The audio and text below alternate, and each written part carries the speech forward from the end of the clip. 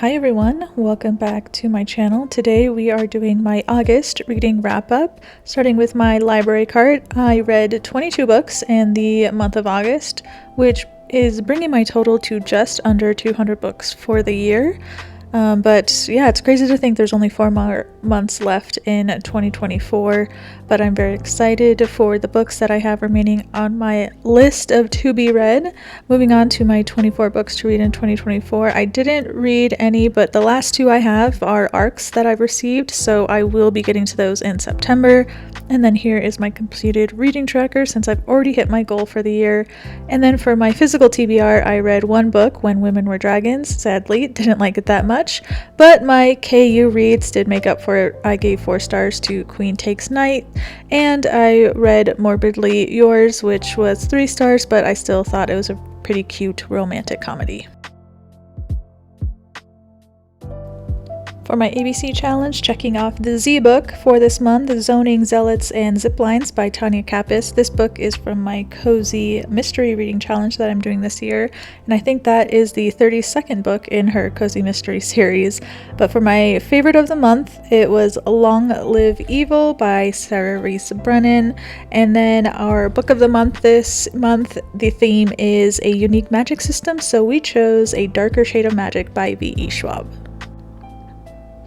And then for new releases for August, we had a lot of good ones come out, and I was able to acquire a few of them, some of them being In the Shadow of the Fall, Dead Cat Tell Assassins, A Sorceress Comes to Call, Wisteria, Maid and the Crocodile, Long Live Evil, and The Crimson Crown.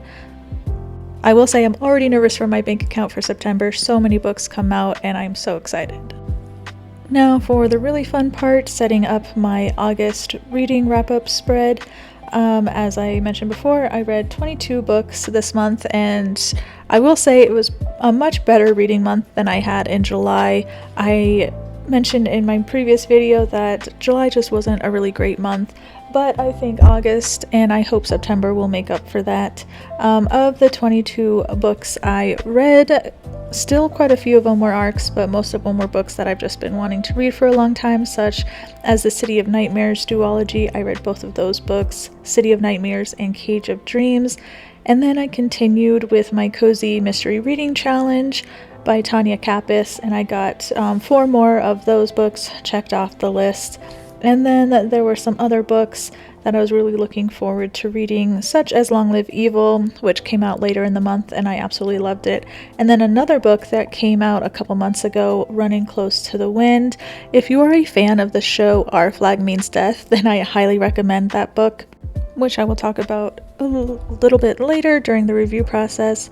But for my stats this month, of the 2022 books I read, 12 were in the fantasy genre, 5 were in the YA genre, 5 of them were mystery, 4 of them were romance, 3 of them were LGBTQIA+, and 3 of them were historical. For my demographics, 64% were by Caucasian authors, 12% by LGBTQIA identifying authors, 12% by API authors, 8% by Black authors, and 4% by Latinx Hispanic authors. And then the format of the books I read, 82% were audio and 18% were digital. And then for the rating, I had no 5-star reads, sadly, but I did have 13 4-star reads, 7 3-star reads, and 2 2-star reads. And then for separate tags that I track individually, 13 of them were books I acquired from my local library. 11 of them were arcs that I received. 6 of the books that I read I own. 3 of the books I read via audiobook were read through the Everend app, and then 2 of the books I read were on Kindle Unlimited. And then for the page number, 62% were between 300 and 500 pages, and the rest were 300 pages or below.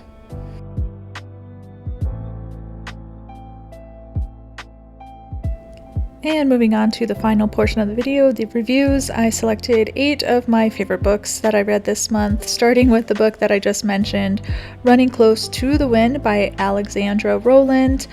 This book is about Avra, who has accidentally stolen the single most expensive secret in the world, and the only place to flee with a secret that big is the open sea.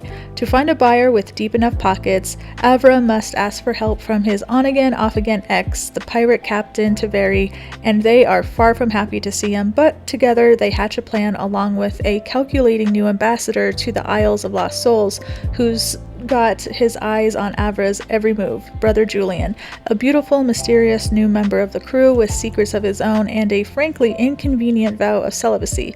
But if they can find a way to survive and sell the secret on the black market, they'll all be as wealthy as kings, and more important, they'll be legends.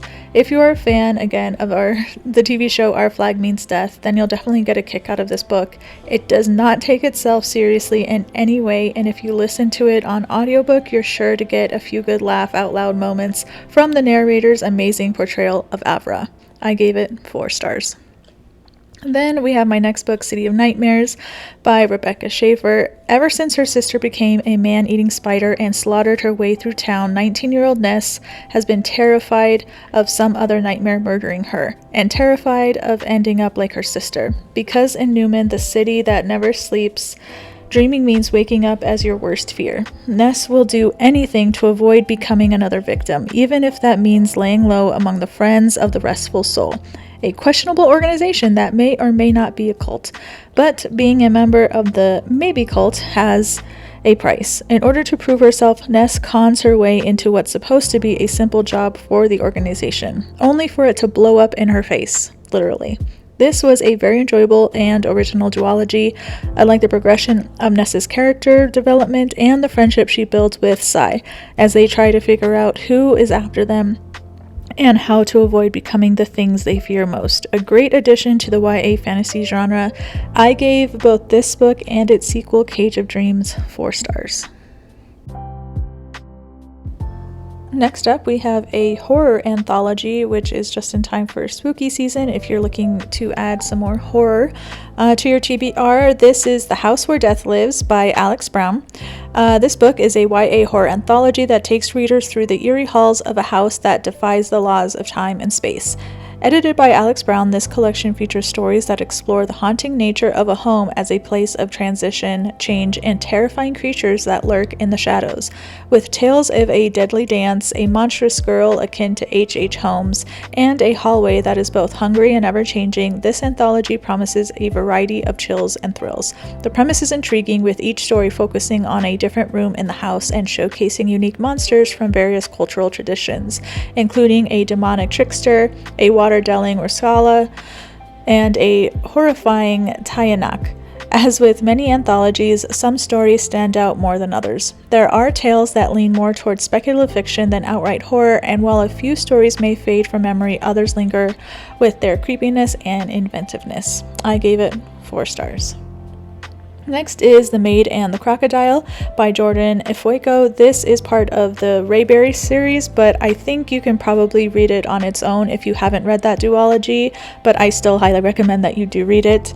The Maid and the Crocodile is a spellbinding return to the magic-soaked world of Alawan, offering a fresh perspective while still satisfying fans of the Rayberry duology. This new standalone introduces us to Small Sadie, a determined young woman with a unique appearance and an unlucky foot, who is desperately seeking a job in the bustling capital city. Her goal is simple: become a maid, earn her place, and keep her secrets hidden. But things take an unexpected turn when she accidentally binds herself to a powerful being known only as the Crocodile, a god rumored to devour pretty girls. The novel balances its narrative between Small Sadie's personal struggles and the broader ambitions of the crocodile god.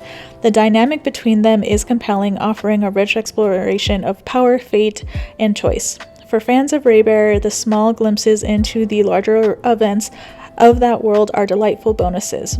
But the story stands strongly on its own, making it accessible to new readers as well. I gave it 4 stars. Next up, we have The Full Moon Coffee Shop by Mei Mochizuki. This charming and whimsical tale draws readers into a world where talking cats, astrology, and the magic of Kyoto nights come together to guide lost souls back to their fated paths. The novel weaves together the lives of a down-on-her-luck screenwriter, a romantically stuck movie director, a hopeful hairstylist, and a technologically challenged website designer, all of whom find themselves at crucial crossroads when they stumble upon the mysterious, ever-shifting coffee shop. Mochizuki's novel bears a striking resemblance to Before the Coffee Gets Cold in its cozy, character-driven narrative, but it sets itself apart with a delightful twist. The coffee shop is run by cats named after planets, each with their own unique personality and wisdom. These feline guides read star charts and offer cryptic yet insightful advice to the customers, nudging them towards self-discovery and helping them realign their lives with the stars. The story is steeped in the gentle, reflective atmosphere typical of Japanese literature, making it a perfect read for those seeking solace in the simple pleasures of life. I gave it 4 stars. Then we have The Volcano Daughters by Gina Maria Ballabera. This debut is a character-driven novel that delves deep into the tumultuous history of El Salvador through the lives of 2 sisters, Graciela and Consuelo. Set against the backdrop of 1923 El Salvador, Ballabera's narrative begins on a volcano where young Graciela grows up in a tight-knit community of indigenous women. Her life takes a dramatic turn when she is summoned to the capital and claimed as an oracle by a rising dictator, known as El Gran Pendejo. It is there that she encounters her long-lost sister, Consuelo, who was stolen from their home before Graciela was born. Ballabera's storytelling is rich with lush imagery and vivid detail, bringing to life the sisters' harrowing journey through war, genocide, and exile. The narrative spans decades and continents, from the oppressive regime in El Salvador to the glamorous yet isolating worlds of Hollywood and Paris. Each setting is crafted with precision, capturing the vibrant cultures and the stark contrasts between the sisters' past and present lives. I gave it 4 stars. Next up is my favorite book of the month, Long Live Evil by Sarah Reese Brennan. This takes the classic bookworm's daydream and twists it into something fresh and unexpected. While Ray's life collapses around her, she seizes a chance at a magical bargain that transports her into the very world of her beloved books. She awakens not as the hero, but as the villainess. From the start, Brennan cleverly subverts expectations by casting Ray not as the heroine, but as the wicked antagonist. However, Ray embraces her new role with a mix of humor and determination. Brennan's writing is engaging, filled with wit and charm, but it can also be quite disjointed. The narrative occasionally jumps erratically from one event to the next, making it difficult to keep track of the story's progression. And as Ray starts to meddle more deeply in the world she thought she knew so well, the story takes a turn. Despite some narrative bumps, Long Live Evil is a fun, fresh take on the trapped in a book trope that explores the complexities of villainy and the nature of storytelling. I gave it 4 stars. Then, lastly, we have Voyage of the Damned by Frances White. Voyage of the Damned is an engaging blend of fantasy and mystery that plays homage to classic whodunits like Agatha Christie's Murder on the Nile and Murder on the Orient Express. Set on the Emperor's ship during a 12-day voyage to the sacred goddess's mountain, the story thrusts its characters and readers into a tense game of survival and suspicion. The premise is simple yet effective. Heirs from the 12 provinces of Concordia, each with a unique and secret magical ability known as a blessing, are trapped on a ship with a murderer in their midst. As the body count rises, everyone is a suspect, and no one is safe. While some characters are mere flashes in the story, serving more as plot devices than fully fleshed out individuals, Ganymedes shines as the unexpected hero of this tale. His journey from a perceived failure to someone who must rise to the occasion and solve the murders is both entertaining and poignant. His humor and empathy make him a standout protagonist capable of carrying the story on his shoulders. I gave it 4 stars.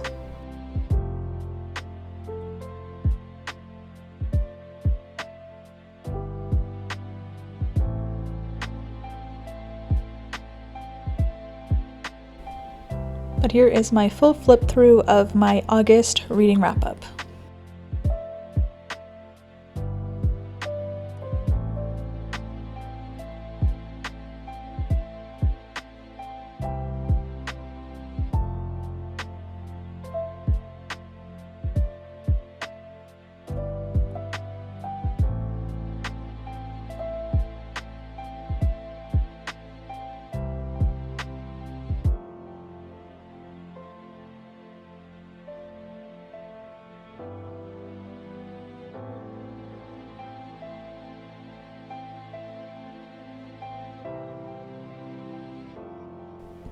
Thanks again for joining me today. If you liked what you saw, be sure to hit that like button. And as always, to support my channel, be sure to subscribe so you don't miss any of my upcoming videos. I have a couple new videos that I'm going to be doing involving book journal reviews, so be on the lookout for those. But in the meantime, happy reading, everyone.